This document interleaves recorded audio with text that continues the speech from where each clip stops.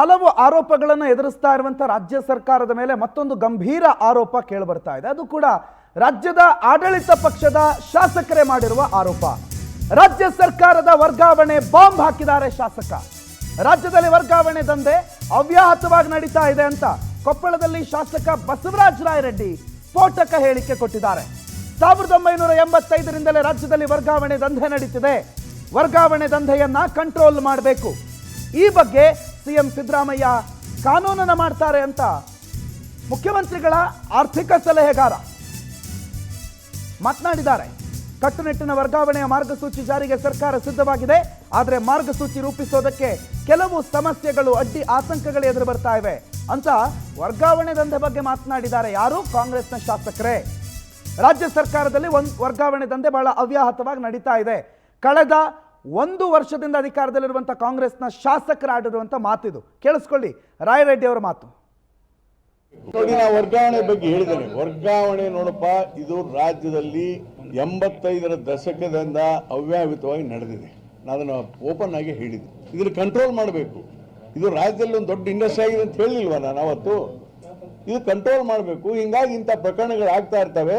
ಇದಕ್ಕೊಂದು ಈ ಕಾನೂನುಗಳನ್ನ ಸಿದ್ದರಾಮಯ್ಯನವರು ರಚನೆ ಮಾಡ್ತಾರೆ. ಇದು ನೋಡಿ, ಉದಾಹರಣೆಗೆ ಸಬ್ ರಿಜಿಸ್ಟ್ರು ಇನ್ನ ಟ್ರಾನ್ಸ್ಫರ್ ಮಾಡಂಗಿಲ್ಲ, ಕೌನ್ಸಿಲಿಂಗ್ ಮಾಡಿದ್ರು. ಆಮೇಲೆ ಇದ್ಯಾವ್ದು ಪಂಚಾಯತ್ ಇವರಿಗೆಲ್ಲ ಕೌನ್ಸಿಲಿಂಗ್ ಮಾಡ್ಬೇಕಂತದ. ಇವೆಲ್ಲ ನಮ್ಮ ಸರ್ಕಾರ. ಆಮೇಲೆ PSI ನಾನೇನ್ ಮಾಡ್ಲಪ್ಪ ಅದಕ್ಕೆ? ಆಯ್ತು, ಅದ್ ಮಾಡೋಣ. ಒಳ್ಳೆ ಸಲಹೆ. ನನ್ನ PSO ಬೇರೆ ಜಾತಿಯವರು, ನನ್ನ ಸೆಕ್ಷನ್ ಯಾರು ಇಲ್ಲ, ನನ್ನ ಗನ್ಮೆನ್ ಇಲ್ಲ, ನಮ್ದು ಹಂಗೆ ತಿಂತೀನಿ.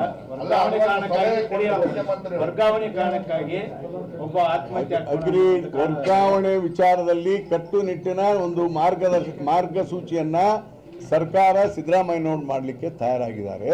ಅದಕ್ಕೆ ಸ್ವಲ್ಪ ಸಮಸ್ಯೆಗಳು ಬರ್ತದೆ. ಯಾಕಂದ್ರೆ ಇಷ್ಟು ದಿವಸ ಅವ್ಯವಸ್ಥವಾಗಿ ನಡ್ಕೊಂಡ್ ಬಂದ್ಬಿಟ್ಟಿದೆ. ಇದು ಆ ಸರ್ಕಾರ ಈ ಸರ್ಕಾರ ಅಂತ ಹೇಳಲ್ಲ, ಪ್ರಾಮಾಣಿಕವಾಗಿ.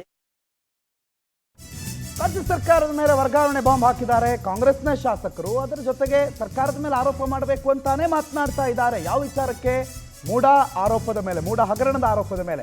ಸಿದ್ದರಾಮಯ್ಯನವರ ಮೇಲೆ ಮೂಢ ಹಗರಣದ ಆರೋಪ ಮಾಡಲಾಗ್ತಾ ಇದೆ. ಇದು ಕೇವಲ ಸರ್ಕಾರವನ್ನ ಅಥವಾ ಸರ್ಕಾರದ ಮೇಲೆ ಆರೋಪ ಮಾಡಬೇಕು ಅನ್ನೋ ಕಾರಣಕ್ಕೆ ಮಾಡ್ತಿದ್ದಾರೆ. ಬಿಜೆಪಿ ಮತ್ತು JDS ಮುಖಂಡರು ಪಾದಯಾತ್ರೆ ಮಾಡ್ತಿದ್ದಾರೆ, ಮಾಡ್ಲಿ. ಆದ್ರೆ ಓರ್ವ ವ್ಯಕ್ತಿ ಹೆಸರನ್ನ ವಿನಾಕಾರಣ ಹಾಳು ಮಾಡಬಾರ್ದಲ್ಲ, ಕೆಡಿಸಬಾರ್ದಲ್ಲ. ಸಿದ್ದರಾಮಯ್ಯ ಮ್ಯಾನ್ ಆಫ್ ಕ್ವಾಲಿಟಿ ಅಂತ ಬಸವರಾಜ ರಾಯರೆಡ್ಡಿ ಹಾಡಿ ಹೊಗಳಿದ್ದಾರೆ ಸಿದ್ದರಾಮಯ್ಯನವರನ್ನ. ರಾಜಕೀಯ ಒತ್ತಡದಿಂದಲೇ ಗವರ್ನರ್ ನೋಟಿಸ್ ಕೊಟ್ಟಿದ್ದು ಅಂತಲೂ ಕೂಡ ಶಾಸಕರು ಕಿಡಿಕಾರಿದ್ದಾರೆ. ಸಿದ್ದರಾಮಯ್ಯ ರಿಸೈನ್ ಮಾಡುವಂತ ಪ್ರಶ್ನೆ ಏನಿಲ್ಲ, ಬದಲಾವಣೆ ಮಾಡೋದು ಬಿಡೋದು ಅದು ವರಿಷ್ಠರಿಗೆ ಬಿಟ್ಟಿದ್ದು ಅಂತ ಇದೇ ಸಂದರ್ಭದಲ್ಲಿ ಬಸವರಾಜ ರಾಯರೆಡ್ಡಿ ಮಾತನಾಡಿದ್ದಾರೆ. ಮೈಸೂರು ಅರ್ಬನ್ ಡೆವಲಪ್ಮೆಂಟ್ ಅಥಾರಿಟಿ ಭೂ ಹಗರಣ ಅಂತ ಹೇಳಿ ಬಿಜೆಪಿ ಅವರು ಮಾಡ್ತಾ ಇದ್ದಾರೆ. ಇದು ಕಾನೂನು ಬಾಹಿರ. ಅವ್ರು ಮಾಡ್ತಾ ಇರೋದು ಕಾನೂನು ಬಾಹಿರ, ನಾನು ಹೇಳ್ತಾ ಇರೋದು. ಮತ್ತು ಸಿದ್ದರಾಮಯ್ಯವರ ವ್ಯಕ್ತಿತ್ವಕ್ಕೆ ಒಂದು ಕಪ್ಪು ಚುಕ್ಕೆ ಹಾಕಲಿಕ್ಕೆ, ಮಸಿ ಬಳಿಯಲಿಕ್ಕೆ, ಈ ಸರ್ಕಾರಕ್ಕೆ ಕೆಟ್ಟ ಹೆಸರು ತರಲಿಕ್ಕೆ ಇಂಥ ಕೃತ್ಯಗಳನ್ನು ಮಾಡ್ತಾ ಇದ್ರೆ ಅದನ್ನು ನಾವು ಖಂಡಿಸ್ತೇವೆ. ಮತ್ತು ಈಗಾಗಲೇ ನಮ್ಮ KPCC ಅಧ್ಯಕ್ಷರ ನೇತೃತ್ವದಲ್ಲಿ ಹೋರಾಟಗಳು ನಡೆದಿದೆ. ಎಲ್ಲ ವಿಚಾರಗಳನ್ನ ಪ್ರತಿ ಜಿಲ್ಲೆಯಲ್ಲೂ ಕೂಡ ನಾವು ತಿಳಿಸ್ತೇವೆ. ಅಂದ್ರೆ ಬಿಜೆಪಿ ಮಾಡಿದಂತಹ ಭ್ರಷ್ಟಾಚಾರಗಳನ್ನ ಮುಚ್ಕೊಳ್ಳಕ್ಕೆ ಅನಾವಶ್ಯಕವಾಗಿ ಇದ್ರಾಗ ಏನೂ ಇಲ್ಲ. ಈ ಕೇಸಲ್ಲಿ ಅವ್ರ ಲ್ಯಾಂಡು ಅವ್ರಿಗೆ ಮಾಡಿಕೊಂಡಿದ್ದಾರೆ, ಯಾವುದೇ ಇದಿಲ್ಲ. ಹೀಗಾಗಿ ಇದರಲ್ಲಿ ಅರ್ಥ ಇಲ್ಲ.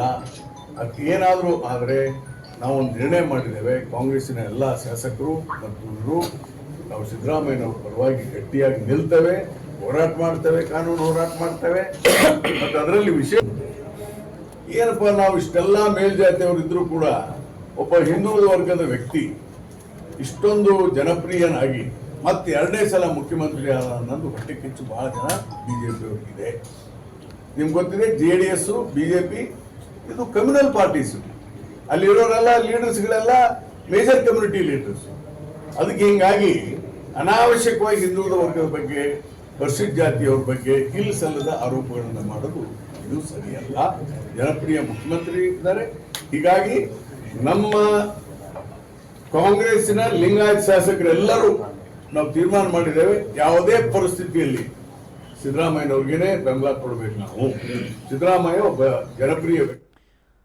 ಶುಕ್ರಾಜ್ ಈ ಬಗ್ಗೆ ಹೆಚ್ಚಿನ ಮಾಹಿತಿಯನ್ನು ಕೊಡ್ತಾರೆ. ನೇರ ಸಂಪರ್ಕದಲ್ಲಿ ಜಾಯ್ನ್ ಆಗಿದ್ದಾರೆ. ಶುಕ್ರಾಜ್, ಬಸವರಾಜ ರಾಯರೆಡ್ಡಿ ಅವರು ಮಗುವನ್ನು ಚೂಟೋದು ಅವರೇ, ತೊಟ್ಲನ್ನು ತೂಗೋದು ಅವರೇ ಅನ್ನೋ ರೀತಿಯಲ್ಲಿ ಮಾತನಾಡಿದ್ದಾರೆ. ಒಂದು ಕಡೆ ಸರ್ಕಾರದ ಮೇಲೆ ಒಂದು ವರ್ಗಾವಣೆ ಬಾಂಬ್ ಹಾಕಿದ್ದಾರೆ, ಇನ್ನೊಂದು ಕಡೆ ಮುಖ್ಯಮಂತ್ರಿಗಳು ಅದೆಲ್ಲ ಸರಿ ಮಾಡೋದಕ್ಕೆ ಬದ್ಧರಾಗಿದ್ದಾರೆ ಅನ್ನೋದನ್ನು ಕೂಡ ಅವರೇ ಮಾತನಾಡ್ತಾರೆ.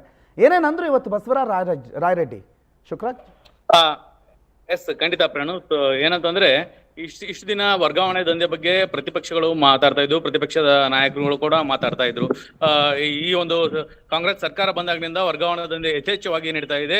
ಲಕ್ಷ ಗಟ್ಟಲೆ ಈ ಒಂದು ದಂಧೆಯಲ್ಲಿ ಶಾಸಕರಾಗಿರ್ಬೋದು ಮತ್ತು ಸಚಿವರಾಗಿರ್ಬೋದು ವರ್ಗಾವಣೆ ದಂಧೆಯಲ್ಲಿ ಹಣವನ್ನು ಡೈರೆಕ್ಟ್ ಆಗಿ ಪಡಿತಾ ಇದ್ದಾರೆ ಅಂತ ಒಂದು ಆರೋಪಗಳನ್ನು ಮಾಡ್ತಾ ಇದ್ರು. ಇದೀಗ ಸ್ವತಃ ಕಾಂಗ್ರೆಸ್ ಪಕ್ಷದ ಶಾಸಕರಾದಂಥ ಮತ್ತು ಸಿದ್ದರಾಮಯ್ಯನವರ ಆರ್ಥಿಕ ಸಲಹೆಗಾರರಂತ ಬಸವರಾಜ ರಾಯರೆಡ್ಡಿ ಅವರು ಇವತ್ತು ಒಂದು ಪಕ್ಷಾತೀತವಾಗಿ ಒಂದು ಮಾತನಾಡಿದ್ದಾರೆ ಅಂತ ಹೇಳ್ಬೋದು. ಯಾಕಂತಂದ್ರೆ ಇದು ವರ್ಗಾವಣೆ ದಂಧೆ ಅನ್ನೋದು 85ರ ದಶಕದಿಂದಲೂ ಕೂಡ ಯಾವುದೇ ಪಕ್ಷ ಆಗಿರಲಿ ಅದು ನಡೀತಾನೆ ಬಂದಿದೆ. ಅದನ್ನ ನಾವು ಒಪ್ಕೊಳ್ಬೇಕಾಗಿರ್ತಕ್ಕಂಥದ್ದೇ. ಆದ್ರೆ ಇವತ್ತು ಈಗಿನ ನಮ್ಮ ಸರ್ಕಾರ, ಸಿದ್ದರಾಮಯ್ಯ ನೇತೃತ್ವದ ಸರ್ಕಾರ ಏನಿದೆ, ಅದಕ್ಕೆ ಒಂದು ಕಡಿವಾಣ ಹಾಕುತ್ತೆ. ಅವ್ರದ್ದು ಒಂದು ಹೊಸದಾದ ಕಾನೂನನ್ನು ತರುವ ಒಂದು ನಿಟ್ಟಿನಲ್ಲಿ ಅವರು ಸಿದ್ದರಾಮಯ್ಯನವರು ಒಂದು ಕೆಲಸ ಮಾಡ್ತಾ ಇದ್ದಾರೆ ಅನ್ನೋ ಒಂದು ಮಾತುಗಳನ್ನು ಕೂಡ ಹೇಳಿರ್ತಕ್ಕಂಥದ್ದು.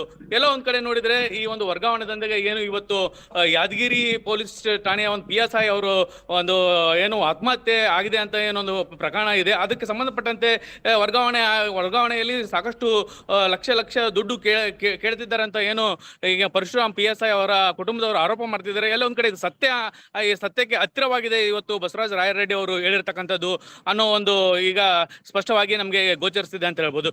ಇನ್ನು ಸಿದ್ದರಾಮಯ್ಯ ಅವರು ಮೂಡ ಹಗರಣ ಬಗ್ಗೆ ಮಾತನಾಡಿದ ಬಸವರಾಜ ರಾಯರೆಡ್ಡಿ ಅವರು ಈಗ ಮೂಡ ಹಗರಣಕ್ಕೆ ಸಂಬಂಧಪಟ್ಟಂತೆ ಒಬ್ಬ ಹಿಂದುಳಿದ ಜಾತಿಯ ನಾಯಕನನ್ನು ಮೇಲ್ಜಾತಿಯವರು ತುಳಿಯುವ ಒಂದು ಪ್ರಯತ್ನ ಮಾಡ್ತಿದ್ದಾರೆ ಅನ್ನೋ ಒಂದು ಮಾತನ್ನು ಕೂಡ ಹೇಳಿ ಈಗ ಸಿದ್ದರಾಮಯ್ಯನವರ ಒಂದು ಆಡಿ ಹೊಗಳಿದ್ದಾರೆ ಅಂತ ಹೇಳ್ಬೋದು. ಈಗ ಬಿಜೆಪಿಯಲ್ಲಿ ಏನು ವಿಜೇಂದ್ರ ಆಗಿರ್ಬೋದು ಮತ್ತು ಆರ್ ಅಶೋಕ್ ಆಗಿರ್ಬೋದು, ಇನ್ನಿತರ ಹಲವು ನಾಯಕರು ಕೂಡ ಈಗ ಸಿದ್ದರಾಮಯ್ಯನವರ ವಿರುದ್ಧ ಏನು ಮೂಡ ಹಗರಣಕ್ಕೆ ಸಂಬಂಧಪಟ್ಟಂತೆ ಸಾಕಷ್ಟು ಆರೋಪಗಳನ್ನು ಮಾಡ್ತಾ ಇದ್ದಾರೆ. ಇದು ಸಿದ್ದರಾಮಯ್ಯನವರು ಒಬ್ಬ ಕ್ವಾಲಿಟಿ ಆಫ್ ಮ್ಯಾನ್ ಅನ್ನೋ ಒಂದು ಮಾತನ್ನು ಕೂಡ ಅವರು ಬಸವರಾಜ ರಾಯರೆಡ್ಡಿ ಅವರು ಹೇಳ್ತಾರೆ. ಯಾಕಂತಂದ್ರೆ ಸಿದ್ದರಾಮಯ್ಯನವರು ಯಾವುದೇ ಒಂದು ಇಂತಹ ಕಪ್ಪು ಚುಕ್ಕಿ ತರಹಂತ ಕೆಲಸ ಮಾಡೋದಿಲ್ಲ. ಆದರೆ ಸುಖ ಸುಮ್ಮನೆ ಬಿಜೆಪಿ ಅವರು ಆರೋಪ ಮಾಡುವ ಒಂದು ದೃಷ್ಟಿ ಇಟ್ಕೊಂಡು ಸಿದ್ದರಾಮಯ್ಯನವರ ಮೇಲೆ ಆರೋಪ ಮಾಡ್ತಿದ್ದಾರೆ. ಈ ರಾಜ್ಯಪಾಲರು ಏನಿದ್ದಾರೆ ಅವರು ಕೇಂದ್ರ ಸರ್ಕಾರದ ಒಂದು ಒತ್ತಡಕ್ಕೆ ಮಣಿದು ಅವರು ಶೋಕಾಸ್ ನೋಟಿಸ್ ಅನ್ನು ನೀಡಿರ್ತಕ್ಕಂಥದ್ದು. ಇದ್ರೆ ನಾವು ಯಾವತ್ತಿಗೂ ಏನು ಲಿಂಗಾಯತರ ಶಾಸಕರು ಇದ್ದೀವಿ ಅವರೆಲ್ಲರೂ ಕೂಡ ನಾವು ಸಿದ್ದರಾಮಯ್ಯ ಅವರಿಗೆ ಸಪೋರ್ಟಿವ್ ಆಗಿರ್ತೀವಿ ಅನ್ನೋ ಒಂದು ಮಾತನ್ನು ಕೂಡ ಇವತ್ತು ಬಸವರಾಜ ರಾಯರೆಡ್ಡಿ ಅವರು ಹೇಳಿರ್ತಕ್ಕಂಥದ್ದು. ಪ್ರಣವ್, ಥ್ಯಾಂಕ್ ಯು ಶುಕ್ರಾಜ್ ಮಾಹಿತಿಗೆ.